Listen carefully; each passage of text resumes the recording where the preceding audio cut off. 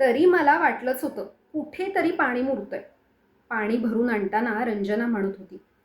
संजनाला सांगत होती, इतकं पाणी पुलाखालून वाहून गेलं, पण सगळे मलाच पाण्यात पाहतात. राब राब राबायचो मी, पण लक्ष्मी पाणी भरतीये सुधाच्या, माझ्या जावेच्या घरी. डोळ्यातलं पाणी पदराने पुसणाऱ्या तिला मग संजना म्हणाली, तुला असं रडताना पाहिलं ना की माझ्या काळजाचं पाणी पाणी होतं बघ.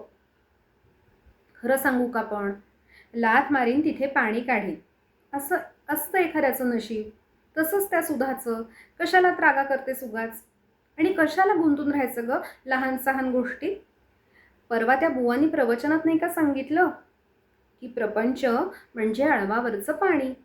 प्रपंचात गुंतू नका, पण अन्याय झाला तर शत्रूला पाणी पाजायलाही मागे पुढे पाहू नका. आता तेच प्रवचन पुन्हा एकदा ऐकायचं ही इच्छा अजिबात नसलेली रंजना म्हणाली, अगं ते सगळं ठीक आहे ग, पण मी सुद्धा 12 गावचं पाणी प्यायलंय म्हटलं. आणि पाणी डोक्यावरून जाऊ लागलं की मग काय करावं माणसानं.